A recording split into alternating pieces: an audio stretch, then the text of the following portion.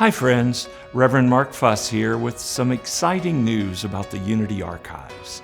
For the past several years, the Archives has partnered with a comprehensive digital archive service called History IT, whose founder has strong ties to Unity. Kristen Gwen Becker grew up attending Unity on the Bay in Miami, and as an adult found Unity on the North Shore in Illinois. So she was excited about the Unity Archives project from the beginning.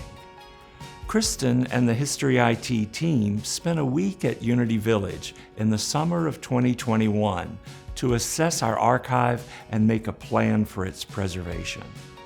With the support of the Unity World Headquarters Board, we committed to begin this multi-year, multi-phase project by digitizing everything we had from Myrtle Fillmore. And now, after 2,600 hours of diligent work by the Archives team and History IT, we're thrilled to launch the digital archive with the entire Myrtle Fillmore collection. History IT has preserved 39,620 pages, half of them handwritten by Myrtle and her correspondents. Her digital collection consumes just shy of 11 terabytes and contains more than 38,000 meta tags to make materials more discoverable in the digital archive, a massive undertaking. This collection will be available to the public, ministers, students, scholars, anyone interested in the published and unpublished papers that Myrtle left us. I've asked Kristen to share a bit about the importance of this work and how it's unfolded. I'll be back in a minute to share what's next. Hi, I'm Kristen, founder and CEO of History IT. I'm so glad to share about our partnership with Unity to save and share your remarkable history. At History IT, we believe two core things: that history is important and it is in danger. It's important because it's how we understand who we are. And it's in danger because this is how people used to interact with history. And this is how we do it now. So for many people, if information isn't available here, it simply doesn't exist. That's why we're here. Our work can be broken down into 3 steps: strategize, digitize, and share. So strategy is first. We worked with the team at Unity Village to develop a strategy to digitally preserve the archives and make the stories held within accessible to the world. We then image every page, every object, and every photograph with highly specialized equipment and processes.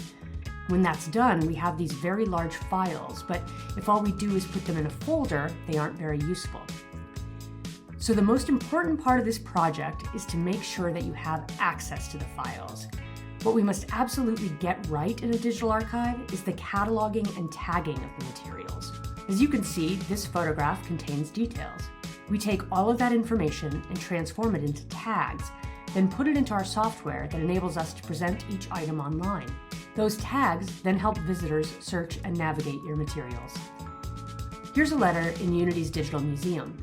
As you can see, we tag every detail, every name, and every subject in order to help visitors dive deeper.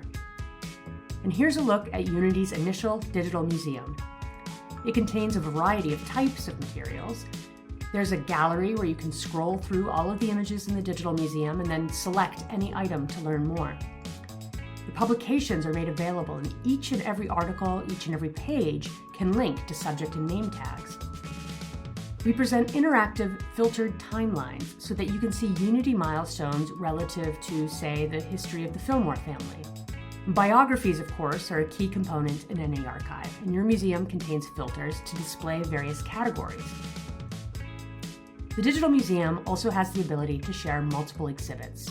The initial museum shares the life and legacy of Myrtle Fillmore. So what's next? Unity's archive contains more than 2,000 linear feet of material.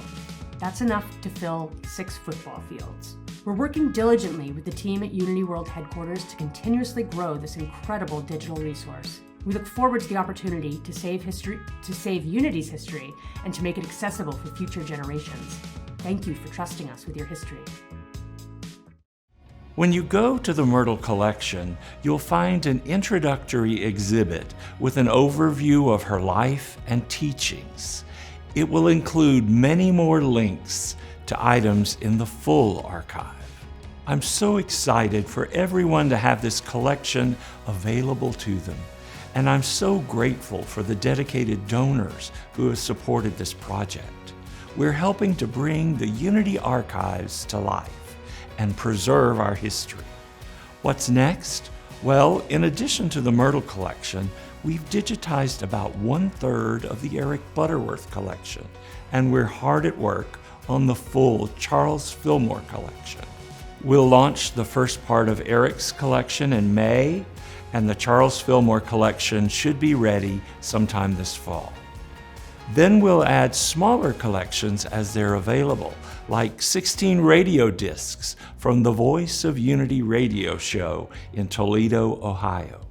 While we've accomplished a lot over the past few years, these collections are just 2% of the treasures found in the Unity Archives. I hope you'll consider joining Friends of the Archives to show your support for this wonderful project, and let those in your ministries know they can be a part of it too. Abundant blessings to you all, and we'll be back in April with another postcard from the village.